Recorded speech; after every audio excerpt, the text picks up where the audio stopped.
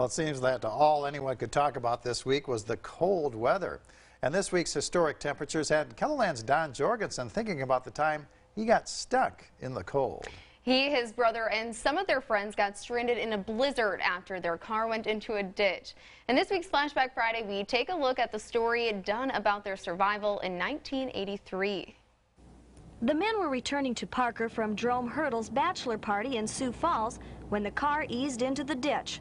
After an unsuccessful attempt to reach a nearby house, they spent the night in the car.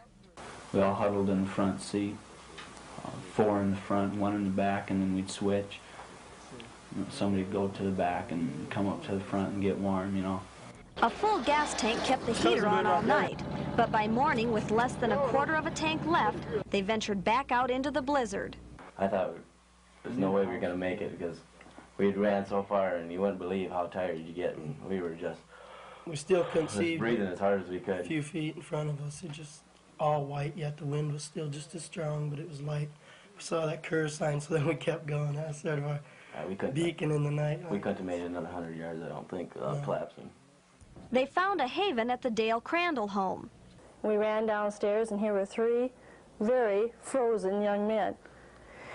We had them come in, and they told us that they had spent the night in their car and that there were 2 more still stranded in the car. After bundling up, the men went back after the other 2.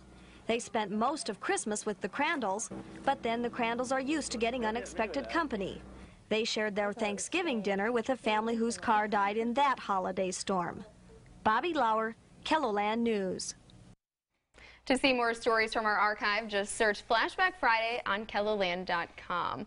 Yeah, and Don was one of the 2 who waited inside the car while the other 3 went to get supplies, and he was very grateful that they came back with warm clothes, because I think Don was telling me he only had just a little light jacket on the time. I'm sure he was very grateful. You know, that is quite the story, and it's really nice to have a story right there to look back and kind of take a look at it. Yeah, the amazing thing, too, the family hosted some other stranded guests. What are the odds? That's what you call holiday hospitality, right?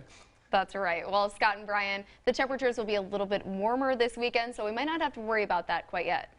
Absolutely, yeah. Boy, what a dramatic story. And think about the days before cell phones and, you know, just being stranded out in those storms. Man, that is brutal. But that was a terrible winter, too. That December of '83, the record books, the wind chill was probably, what, minus 80 on the old wind chill chart? On the old wind chill chart, right? Yeah, the week of Christmas of '83. Oh, look at this. Mr. Scott, full of good news, bright and cheery. Yeah, that's right. That's me.